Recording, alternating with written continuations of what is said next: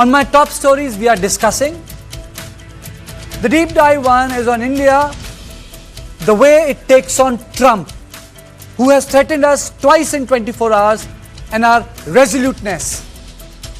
The deep dive 2 is about Uttarkashi cloudburst, man-made or natural disaster. And the deep dive 3 is Bangladesh, July 5th declaration. Is it a chimera or does it stand for something real? But as always, let's begin with headlines first. US President Donald Trump slammed India as the highest tariff nation and vowed to impose steep new tariffs within 24 hours, citing unfair trade practices and minimal US business with India. At least 4 dead and over 50 missing in Uttarkashi after cloudburst and surge of flood waters tore through Dharali village in Uttarakhand, with officials fearing the toll may rise. Priyanka Gandhi defends Rahul after Supreme Court questioned his China comment, saying it's not the judiciary's role to decide who qualifies as a true Indian.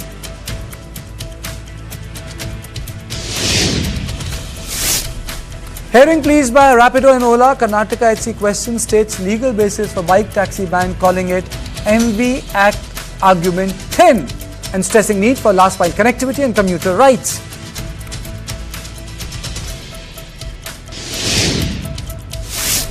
Former BJP leader and J&K governor during Article 370 abrogation, Satyapal Malik, passes away in Delhi at 79. PM Modi condoles former governor's death.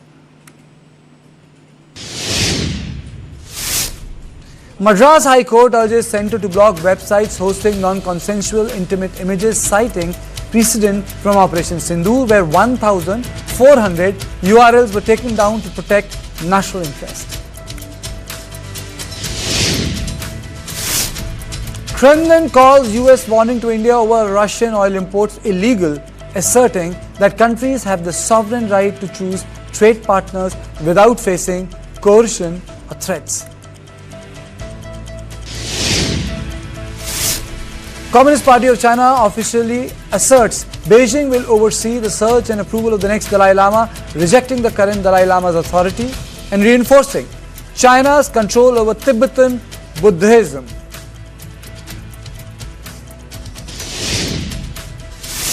India-Philippines announced strategic partnership after bilateral talks between Prime Minister Modi and Philippines President Ferdinand R. Marcos Jr. in New Delhi.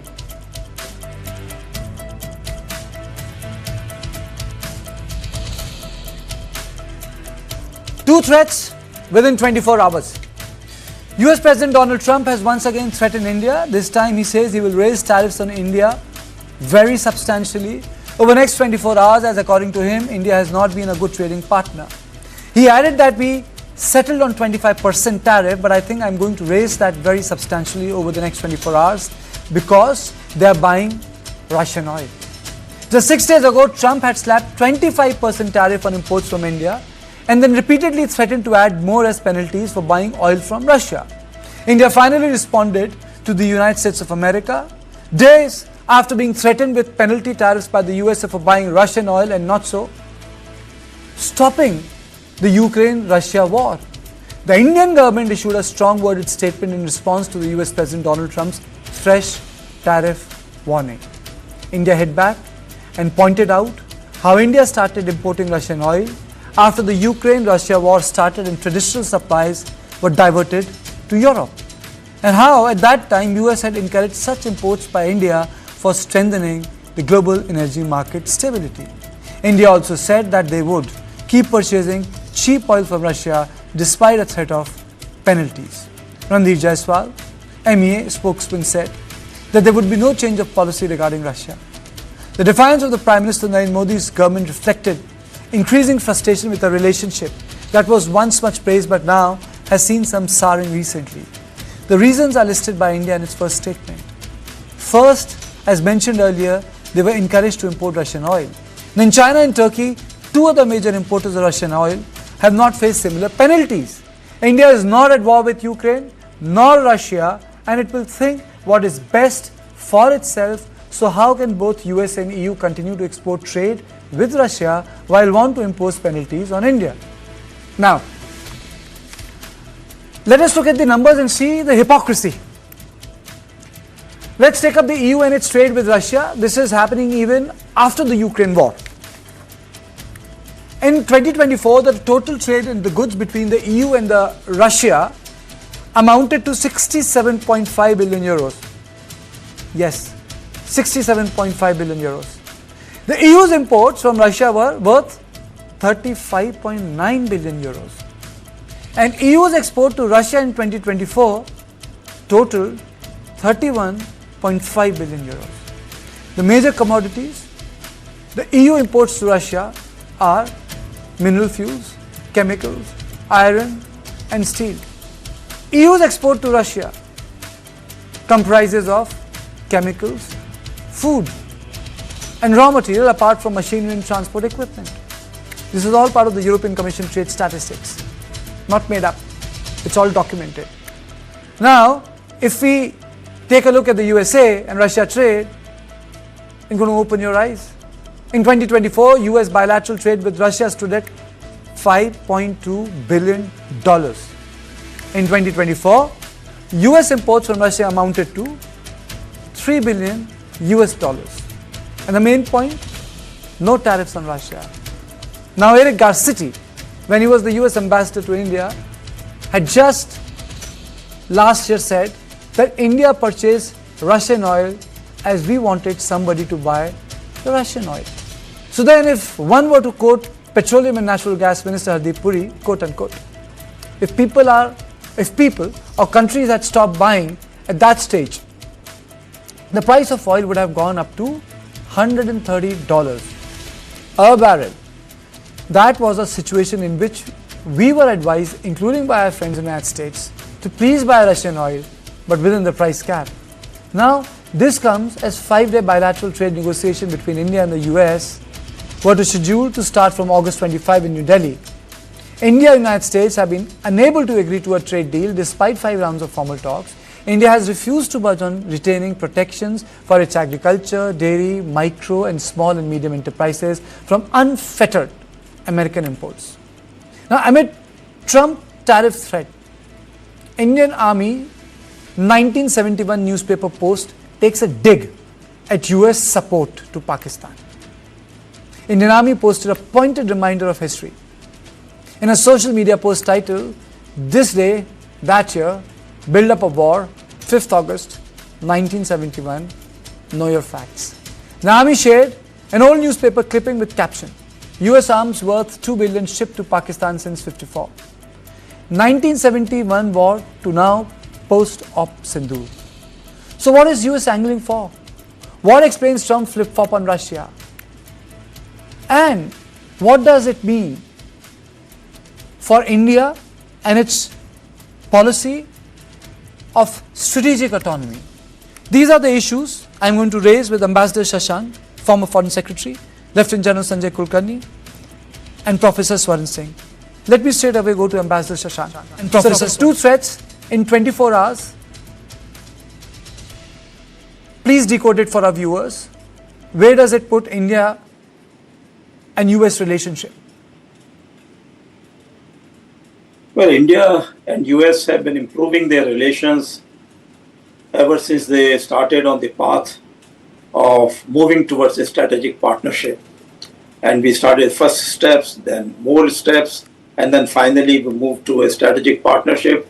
And one of the results was Quad relationship, and also Indo-Pacific, which included India's concerns. I think all these things have given an impression to the Western countries that India is very much on their side. It is only a matter of time when the legacy issues of India with Russia and whatever other things they were doing with China, they would be sorted out in a way that it will be beneficial for the West.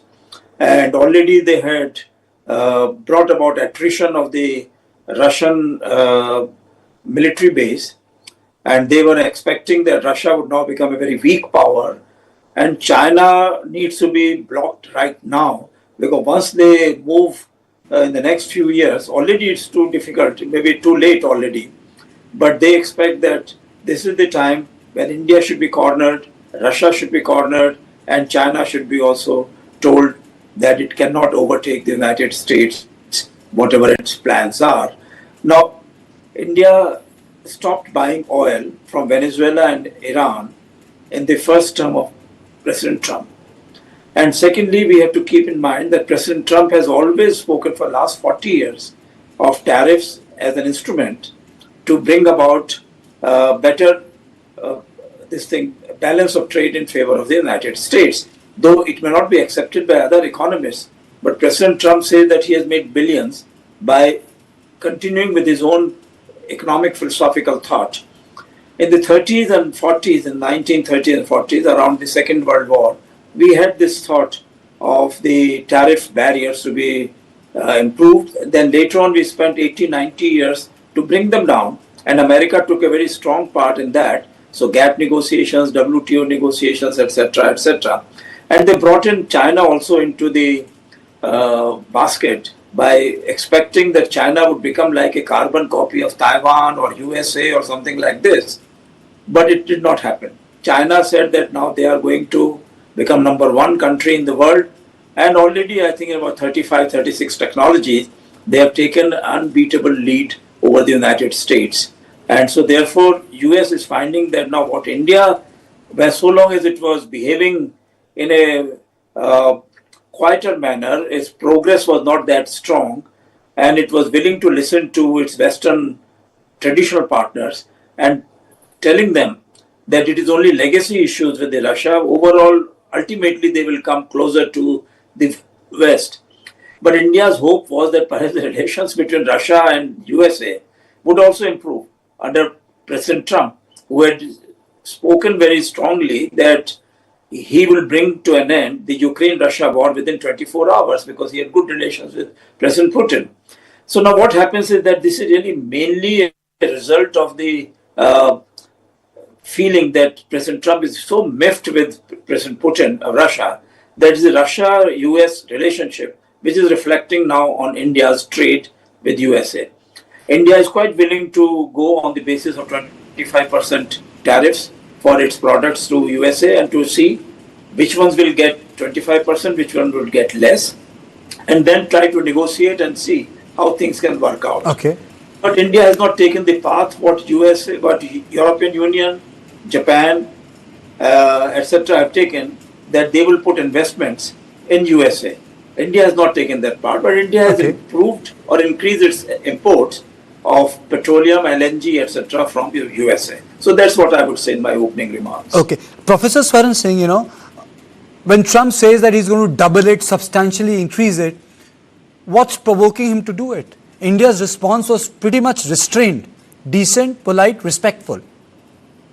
But it is also true that fundamentally he seems to be miffed with the fact that the world is not kowtowing to his diktats. And he has been trying these various deadlines that he keeps changing. He's been trying tariff hikes, which he keeps changing. I remember at some point in time, he had slapped 104% tariffs on China. Now he's giving extensions to China. He is planning to visit Beijing on 3rd of September. He has disallowed the Taiwanese president to land in the United States. He cancelled the security dialogue with Taiwan. So he is approaching China in a very different fashion, and in that sense, separating India and Russia as two countries which he wants to push to the wall. And even Russia is not listening. India is, of course, very polite, but is not really listening to the diktats. Otherwise, we would have had the trade deal by now, clearly. And in that sense, it's not just the kind of discomfort that the rest of the world leaders have with President Trump. At home as well, some of the business houses have taken that to the federal court, and it's likely to go all the way to Supreme Court as to whether he can invoke national security and use 1978 Act of International Emergency Economic Powers to slap tariff hikes the way he has done. His own team, 2 days after 1st August deadline, and he announced 25% raise in tariffs on India. Secretary of State Mark Rubio described India as a strategic partner with which United States would like to build a relationship. 2 days before the 1st August deadline, the USTR, Mr. Greer, was saying that we might extend the 1st August deadline. Vice President J.D. Vance was in Delhi when this framework of what is to become bilateral trade agreement was to be signed, was finalized. So even within his team, his own corporate sector, his own friends, allies, competitors, adversaries, and everybody is not confronting him directly, but he understands they are not going to kowtow to his dictates. And that makes him very frustrated. And I think also you can add the fact that more than 3 dozen times now, he's claimed his mediation in not just India, Pakistan, but also in 5 conflicts he's mentioning. And India has clearly, repeatedly clarified that it was just bilateral based on request from Pakistan. So he has reasons to be miffed, as Ambassador Shashank just mentioned, and that is making him really, ratchet up the whole conversation, which is not going to lead anywhere fundamentally other than redrawing the fundamentals of India-US relations potentially, which were now based on basic values, on democracy, on strategic interests, to now becoming far more transactional relationship. India will survive it, of course. But of course, it is also true that there will be some cost attached. Different estimates are talking about whether it is 10% hit that we will have, whether we'll hit, exports will have hit for first 3 months. Then our Ministry of Commerce, Finance and Industry, etc. will come in and step in to facilitate that exports are either facilitated or diverted to other countries. So there will be a definite cost. But remember, it is World Bank, it is IMF who are pegging that India's growth rate today is between 4.6 to 4.7%. India's inflation rate is lowest in last 5 years, 2.1%. So India will withstand some of these costs. Of course, some disruption will take place. There is no doubt. After all, United States is the biggest consumer in the world. Most countries love to export things there. But the relationship, which is bipartisan, institutionalized, I think that potentially could become disruptive. And I think President Trump perhaps is too narrowly focused on earning brownie points and not focusing on long-term relationship disruption that could happen in India-United States relations. And I think that is what India has been trying by showing restraint, that we can still save that relationship and go through this exercise. Otherwise, this is not the worst relationship. You remember, so you're using the word disruption. You're using the word disruption. General Kulkarni, do you think that this can disrupt the larger Quad engagement in 2x2? Thank you, Karthike. What the distinguished panelists have already spoken, without getting emotional and stating clearly that there are no permanent friends, no permanent enemies, only permanent national interests. Knowing how the Americans have all along been behaving with the democracies, how Americans firmly believe in a one-point contact. They are world's richest democracy, but not the largest democracy. We know for years on how America has been with India, blow hot, blow cold. We know how exactly and why they want Pakistan. That Pakistan was important to the Britishers, and that is why in 47 it was created, and therefore taken over that role by the United States. The need for this country for geostrategic location is extremely important for America, firstly, and we saw how even around 1971, the need was felt because it was a hop, step, and jump for both Richard Nixon as also Kissinger to go as often, and we are facilitating moving up and down. And then, therefore, Pakistan became, and of course, Pakistan part of the Sinto, everything.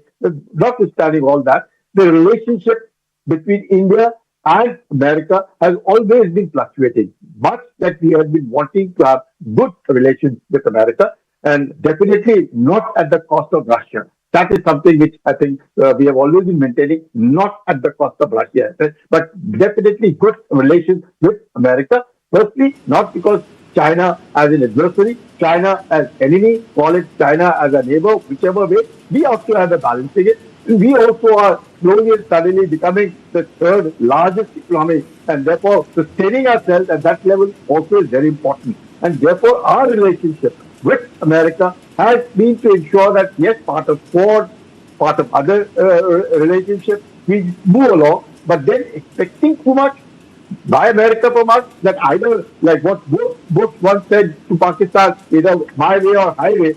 Well, India is not my way or highway. India will decide its own strategic Absolutely. autonomy, and therefore no one really can dictate that you will do what I want to do. But Karthikeyan, in just one sentence, look at pharmaceuticals, look at energy, look at the electronics. The tariffs aren't much. They aren't much, virtually nil, I would put it that way. And they constitute about $12 billion, $11 billion, and $4.5 billion Okay. with America. So Americans are not actually looking at it, and this just to ensure, maybe an ego, maybe whatever it may be. Well, he's an American president, he can do what he wants to do. Okay. Ambassador Shashank, my question is slightly different. There has been a seismic shift in American politics, isolationism, and there are other words to describe it. But why is American establishment questioning multipolarity? Whether non-alignment as read in the text or strategic autonomy as spoken in today's academia, India's foreign policy has charted its course. But is there a shift in Washington on this issue, sir? What's your assessment? No, right from the very beginning, when India came up with its policy of non-alignment at that time, USA did not understand it. And it said that, well, if you are not aligned with us, you are against us. So that time also this policy was there, but they were willing to live with it because they knew that India's requirements for economic assistance, technical assistance were so huge that they were not prepared to take care of that. In any case, I think they had carved out Pakistan out of India only for this very reason, because they felt that India had other priorities. They didn't want India to go the way of China, but they also did not want India to go become very friendly with Russia. So they wanted Pakistan in between as their military ally to keep needling India, China, Russia, Iran, and all the other regions. So that was the Second World War philosophy. Now, lately, America had agreed that Pakistan was making a fool of America. They were taking the billions of dollars from the United States, and the American soldiers were losing lives in Afghanistan and places, and Pakistan was directly involved in that. However, I think now America is not bothered because now they have taken a decision that they will not put boots on the ground. So therefore, they are not bothered about the Pakistanis killing the Americans. And they are saying that, well, we will use only the aerial power, they will use the space power and all that. And now they are realizing that China, whom they had supported very strongly in moving away from Russia, and Pakistan had helped them at that time. And Kissinger developed his Delhi belly and then went away to China, and Nixon went to China and had the Shanghai Communique of 1972. Now, that remains that Pakistan and China at that time were very, very close to the Americans, and Americans gave technologies which were not being given to any of their other partners, which they were willing to give to the Chinese. And Pakistan, they were willing to overlook all misdeeds of Pakistan so long as it could play the role that America wanted them to play. I think this is the main situation, that India is trying to befriend, but India is coming from a different position. India is coming from a non-aligned position to strategic autonomy, to multi-alignment, to a multipolar world. America doesn't want a multipolar world. They know that France and UK, which are very, very small countries, they were able to run their empires for hundreds of years. So the Americans say that, look, we are a huge country and we had the Monroe Doctrine for Latin America. Even the Brazilians and others are trying to go against that, so we'll take action against the Brazilians.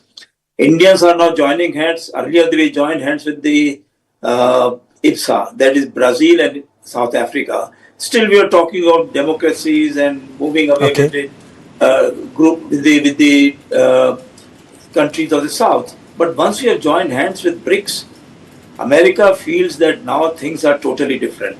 It's no longer a question of waiting for another year or 2 years.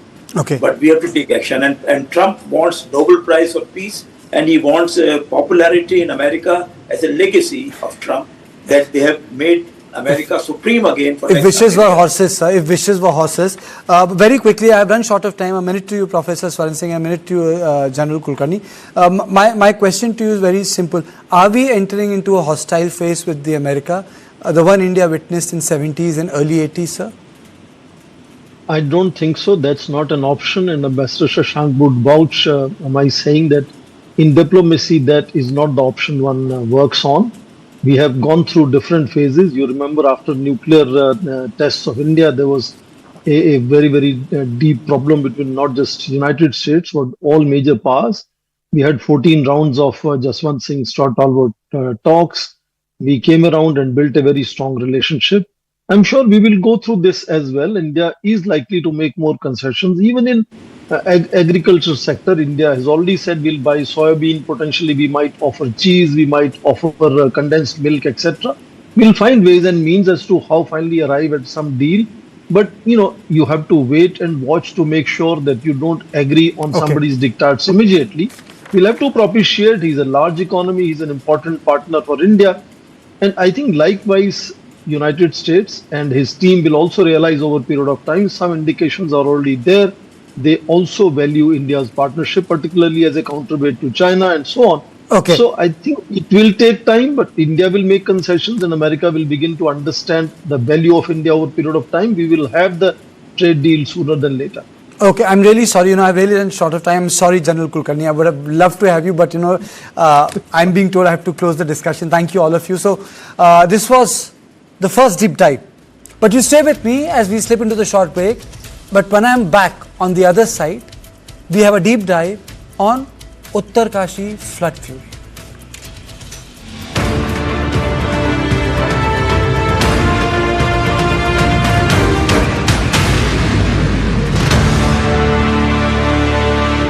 Associate sponsor anchor toothpaste, नए जमाने की नई सुरक्षा। ये वाला तो googly है, वो वाला, ये वाला तो सिक्सर है। कौन सा फ्लेवर बिजनेस बढ़ाएगा? ये खूबसूरत चिंता आप करिए। बिजनेस लोन की चिंता हम संभाल लेंगे with collateral free loan and tenure up to 7 years। पढ़ता है, खेलता है, झूलता उछलता है, दौड़ता कभी कभी दौड़ कराता है, आगे आगे बढ़ता है इंडिया, अमूल दूध पीता है India. Sir try berry pulao, too good. Good, no? Hey, why are you giving him such looks? Ignore tips and use your own mind before you order. Lots of people give unsolicited stock tips. It can be dangerous. Study the company and the risk associated. Invest only after analyzing. Chandigarh, Coimbatore, NCR and Bangalore, Jaipur, Ahmedabad, Raipur and Hyderabad. We've been here, we've been there, Veka's been just everywhere. Hi, this is Baman Irani. Hi, this is Karishma Tanna. Hi, I'm Nushat Bharucha. Catch this conversation on News9. Catch this conversation on News9. Catch me and this conversation on News9. Hi, this is Shahid Kapoor and catch this conversation on News9.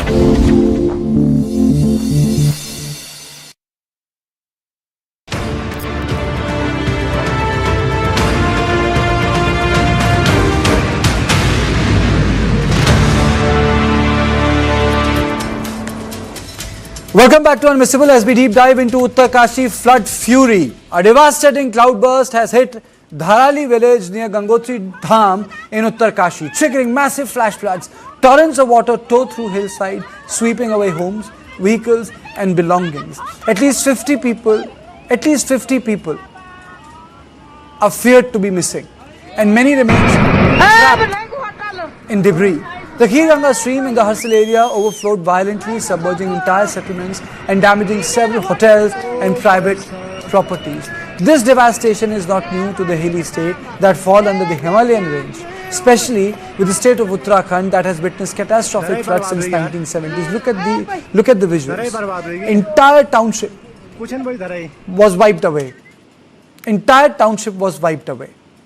And the worst aspect is that this is all man-made. And as per the study done by the Department of Water Resources Development and Management, Indian Institute of Technology, Roorkee, in 22 over the past 30-40 years, natural disasters have become more frequent and severe. Look at these visuals.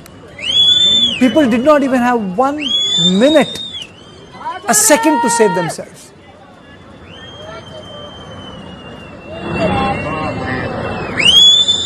And this is all man-made. Because what came down was silt, not soil. What came down was cement, not soil. What came down was remnant or remains of the construction that was happening.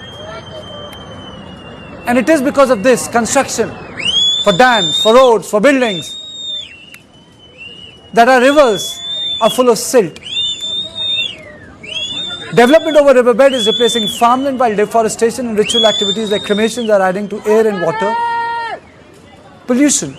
These changes are increasing flood risk and harming both the ecosystem and economy. But more than that, it is a reflection of a bad development model. And on this, let me invite Air Vice Marshal G.P. Sharma, President SkyMet, and Harjeet Singh, Founding Director, Satat Sampada Climate Foundation. Air Marshal Sharma, my question to you is, a lot of people say that this is a natural disaster. I would argue that this is man-made. Climate change, bad practices of construction, and treating Uttarakhand as a resource mine, and not to treat it with respect that it nurtures the entire Indian subcontinent. To you, sir.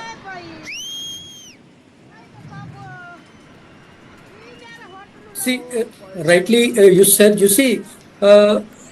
we cannot say that this is totally man-made, because there are natural calamities. They are there in the monsoon season. The mountains become very, very deceptive. The weather activity that leads to such catastrophic events also. You see, the monsoon activity remains suspicious for the mountains because of the difficult terrain which they have over those areas. This monsoon season has been very, very active. Right from there was a slow start in between, but after that, after picking up the pace, it has been very, very fast pace, and the rainfall has been phenomenal. And particularly the situation where we are in now of that monsoon phase, this is very, very critical, and it particularly for the mountains, because the monsoon is in a break situation now, which means all along the foothills they become vulnerable. Uttarakhand becomes vulnerable, Himachal Pradesh becomes vulnerable, all this stretch not at the same time, but then you will find another 4, 5, 6 days till 11th of this month, you will find that the rainfall will increase in these areas. Now, you said that is it a man-made? Yes, partly, because it's a collapse of policy planning, it's a collapse of rules which we are not following. Every time the disaster is there, I don't think we learn anything from that. Okay, where are the guidelines? Why are there are so many buildings, so much of construction next to the bank of the rivers or the water bodies? Obviously, we have altered the route of the water bodies with this unplanned construction, and when the cloudburst happen, enormous amount of water will drop on the ground, will dump on the ground, and that water has to find its way. Where will it go? It will do these type of catastrophic events only. Okay, so it's a yes, I agree with you. It's a man-made also, but then you cannot forget climate change is a reality. These events are becoming frequent, more intense. So it's a mix. I will put it simply that it's a mix of that. But then this particular thing which has happened, it's not the first time. We saw something happening in 2010 in Leh Ladakh. We saw Kedarnath in 2013. At this very place in 2018, it was another disastrous event. Okay, 2021 was another one, where a hydrological station that was washed away. So it is one after the other, and possibly it may not be the last time unless we take care.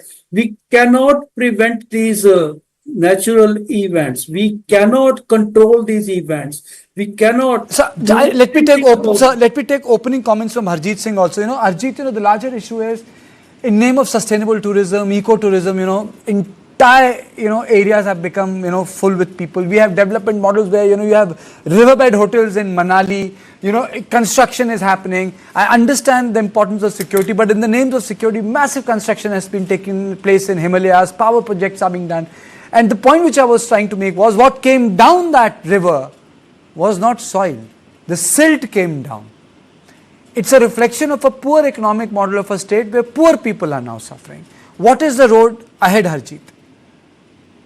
Well, Karthikeya, first of all, let me agree with you entirely that it is a man-made, and Mr. Sharma has talked about one side of the disaster, exactly what you are saying. It's the kind of unsustainable, unscientific, so-called development model that we have created. I don't know whether we should even call it a development model, because what we are witnessing is pure destruction. It's just a matter of time. It looks like development, but look at what it results into. And this is all man-made, so we cannot call it a natural disaster because we have ignored science.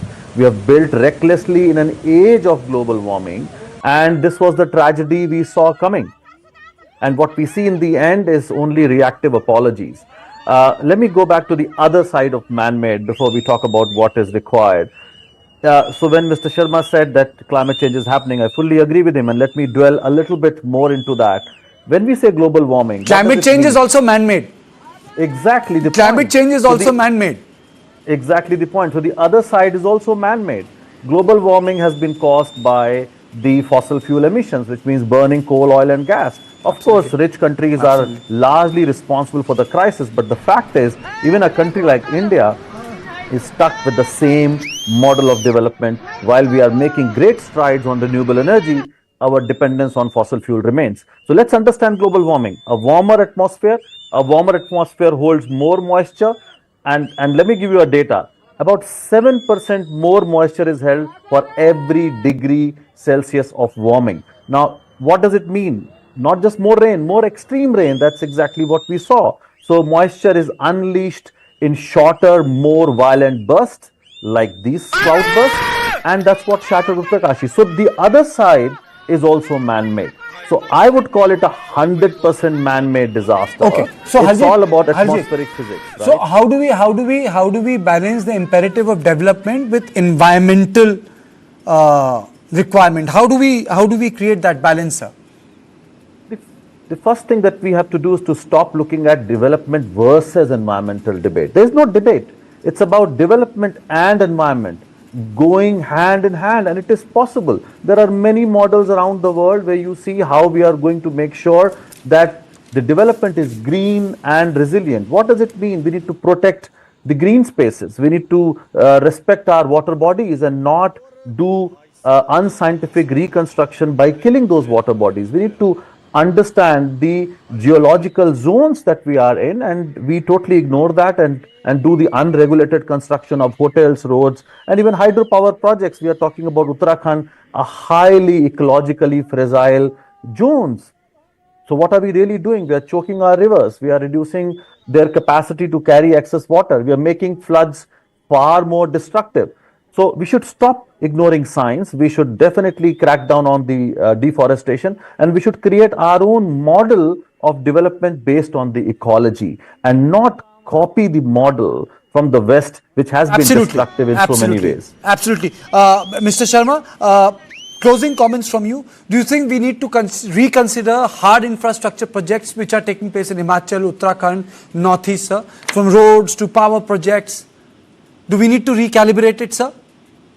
Yes. You see, in my last comments also, I did not absolve the authorities or the work which has been carried out in the name of development over that area. It's a very, very fragile pocket.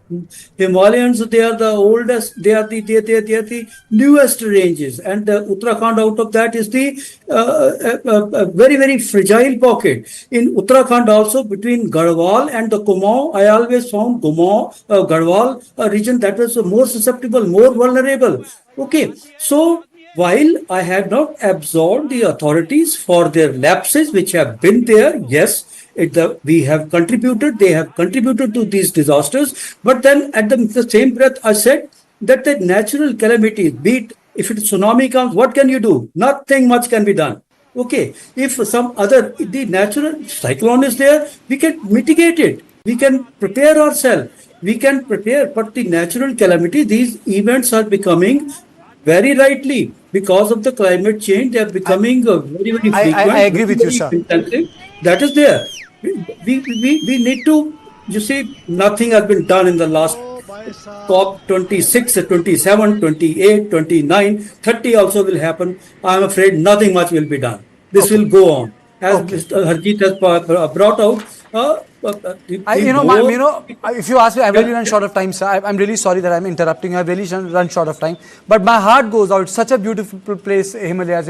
Any person who has grown up in around Delhi or in India would vouch for the beauty of Kumaon, would vouch for the beauty of Uttarakhand, would vouch for the beauty of Chamoli, would vouch for the beauty of Pithoragarh, would vouch for the the beautiful ridges of Mussoorie to Nainital to Harsil, Yamunotri, Gangotri, I can just go on, but you need to take care of it. And you really take care of it, not by just speaking in the studios, but we really need to take care of it by doing something. Maybe we need another Chipko Andolan, but that's for another day. But please don't go away, stay with us as we slip into a short break, because one more deep dive remains, and that deep dive is on Bangladesh unveils July Declaration.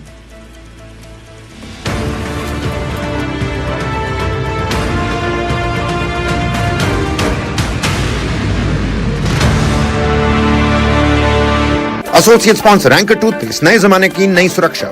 पढ़ता है, खेलता है, झूलता उछलता है, दौड़ता कभी कभी दौड़ कराता है, आगे आगे बढ़ता है इंडिया, अमूल दूध पीता है इंडिया। खूबसूरत सी तुम कोई चिंता करो, पीछे भरोसा खड़ा है तुम्हारे, तुम नया कर बनाते रहो। जब कोई हमारी बाकी चिंताओं को संभाल लेता है तो हम कर पाते हैं खूबसूरत सी कोई चिंता। टाटा कैपिटल में हम आपकी हर फाइनेंशियल चिंता को संभाल लेते हैं ताकि आप करें सिर्फ खूबसूरत चिंताएं। Go condoms? It's over there. क्या ये डिफरेंट साइजेस में आता है? Actually, sir, size matter नहीं करता. तो फिर क्या मैटर करता है? The hardness Of the condom. of what's inside. For the first time ever, presenting Hard Rock Gel, the hardness gel for men. अब free हर score condoms के 10 पैक के साथ. Chandigarh, Coimbatore, NCR and Bangalore, Jaipur, Ahmedabad, Raipur and Hyderabad. We've been here, we've been there, Veka's been just everywhere.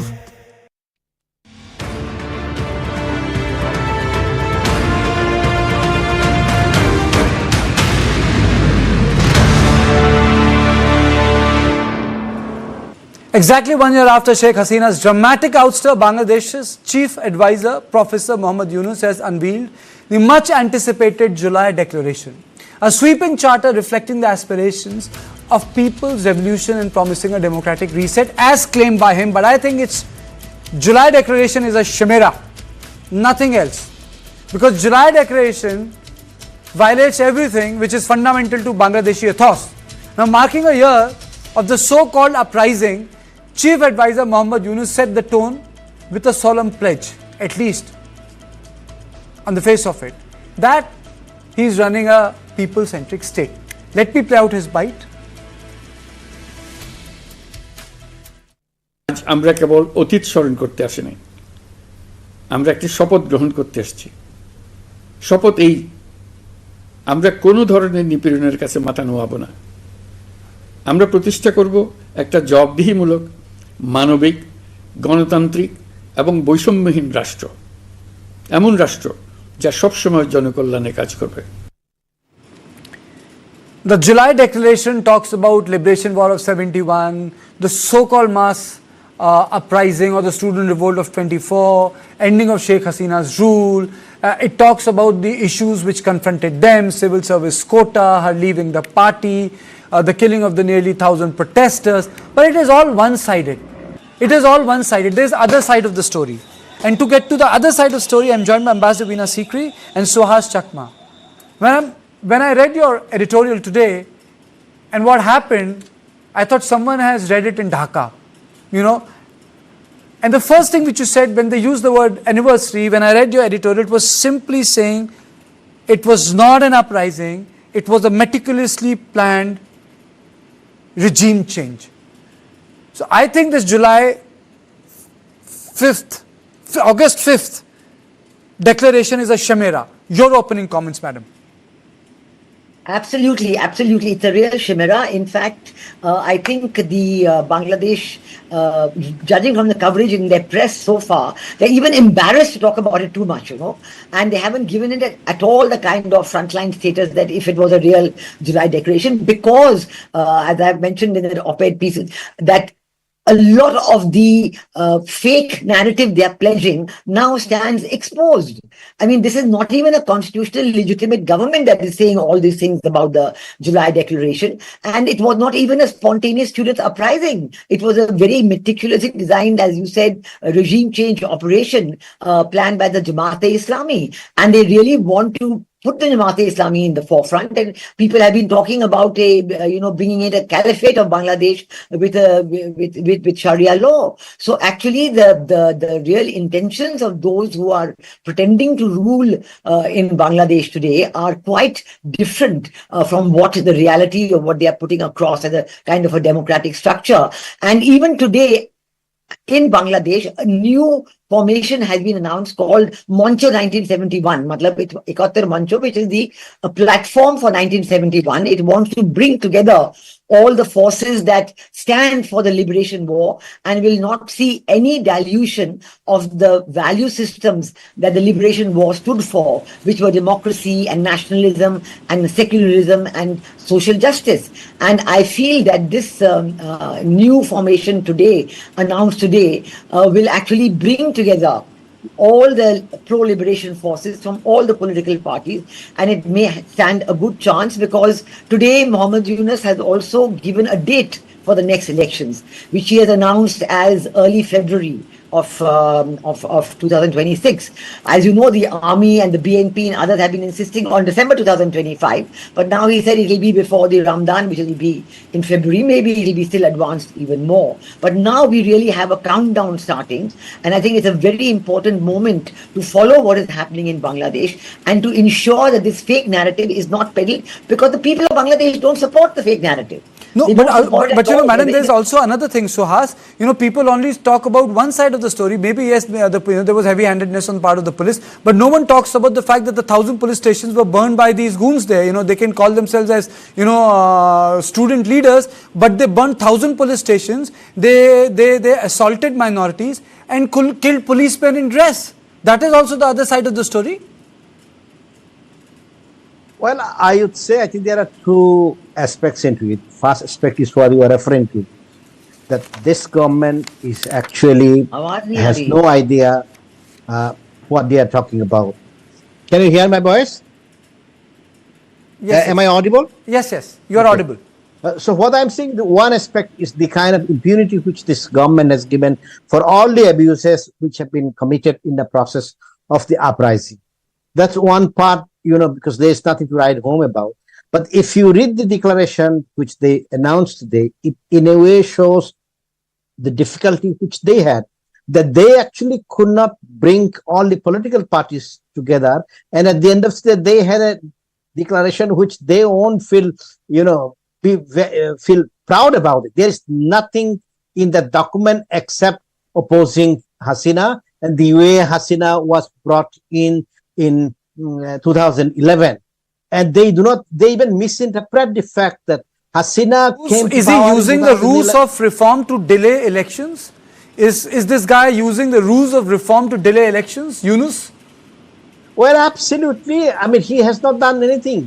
He only wants to hang on to the power, and he has established what you could say anarchy in Bangladesh. There is no rule of law whatsoever. I mean, if you look at the reports, there are about 700 people who have been killed in the last 1 year in mob lynching. So basically, every day there are 2 people who are being, beaten to death in the streets. They have replaced the judiciary. In fact, a couple of days back, Sarah Hussain had mentioned that even the Supreme Court judges are scared to give judgments. Then for the last 7 months, the government of Bangladesh had, stopped the National Human Rights Commission, and they didn't appoint anybody. So if you're so much concerned about atrocities committed by Sheikh Hasina, what would you do? You will strengthen the National Human Rights Commission. You will strengthen the judiciary. So what did they do? they basically banned the National Human Rights Commission because they fired everybody on 7th of November. So there is nothing to ride home, and he can't run the country, and he knows he has run out of time, and possibly he cannot even, forge an alliance where his political party, that's the NCP and the Jamaat Islami together can form a government. We have to remember one thing, that the students' movement had to be, banned. Apart from the central committee, this anti-discrimination students movement, they had to ban everybody because they have been in the business of extortion. So there is when we talk about the students, they had this high moral ground. Yes, they are running the government, you are right, extortion rackets, other things are happening. But Ambassador Sikri, there is another aspect to it. These students, well-read people, are ushering hard Islamic sentiments in politics. And they are also destroying the fabric of Bengaliness on which Bangladesh was founded. What I really want to know from you, madam, is how did this streak in the social history of Bangladesh from 71 survive and became so prominent and politically empowered now? Can you unmute yourself, madam? Yeah. You have to unmute yourself. Yes, I agree with you that the students, so-called students, they're not really students at all. The original grouping is just a B team of the Jamaat-e-Islami, and now some of the Jamaat-e-Islami people have broken away and they are wanting to form another party. So there is a multiplicity of people who are claiming the legacy of what they call the July uprising. And the students from the universities, some of whom who had joined and come on the streets in the anti-discrimination movement in July last year, they have disassociated themselves completely from this group. So this group, which is called the NCP, the National Citizens Party, today cannot even muster up a good rally. I mean, they have to take the help of various people and, give money for people to come to their rally. We saw in Gopalganj that actually they had the army to protect them, and the army fired on the civilians, which was completely unheard of in Bangladesh. The army had never fired on unarmed civilians, except now, directly with orders from Yunus to protect the NCP. They told the local commander in Gopalganj to protect the NCP, and his people fired on the civilians there. So it's created a huge furor in Bangladesh. So I am very sad that actually in the last 1 year, all the institutions in Bangladesh, as Ms. Chakma also was relating, all the institutions are being destroyed. The judiciary is no longer real because the old judges were surrounded, forced to resign. The vice chancellors are no longer real because they were surrounded by the mobs and forced to resign. This government, this regime has no authority to appoint judges, to appoint vice chancellors, to appoint commission heads. They have no authority at all. It's a make-believe system that they've been following for the last 1 year. And now on the basis of this make-believe system, they want to go ahead and have so-called elections. Two things are very important for the elections, and I'd like to emphasize on these two things. One is that the election must be free, fair, and inclusive. This is very important because the Yunus regime has... But they have not allowed Awami League to participate? Yes. They're not allowing them to participate? That's right. They banned all the activities of the Awami League, and as of yesterday, they've started a kind of a trial, a so-called trial against Sheikh Hasina, and probably in a few days you'll have a death sentence against her. But so they're trying to do that. So that's number one. So there must be free, fair, and inclusive elections. Nobody must be banned. Secondly, it is very important that a new caretaker government be appointed for a period of 90 days just to conduct the elections. That's the mandate of a caretaker government. This Yunus regime, they cannot conduct elections. They have no authority to conduct elections, and they have forfeited all their rights because they have not followed the mandate program. So these two conditions must be fulfilled, and elections must be held as soon as possible with complete participation. Okay. I'm sorry, run short of time. Suhas, 30 seconds to you. Do you think fair elections are happening in Bangladesh? Absolutely not. They just want to make sure that a government which is formed, it has to be formed with the help of NCP and Jamaat-e-Islam. So that's what they want to ensure, and there will not be free and fair elections. Thank you both of you for joining me. Today was an important day because what happened in Bangladesh to many people would be that it was a popular uprising. It was not a popular uprising. It was a meticulously planned regime change which has created safe haven for Islamists and hardcore fundamentalists in Bangladesh. And Bangladesh it itself is turning into a client state not only of China but also of Pakistan with changes in the visa regime. But that's a debate from other day. With this, it's a wrap on Unmissable with me, Kartike. See you tomorrow at the same time with more news and views. Good night.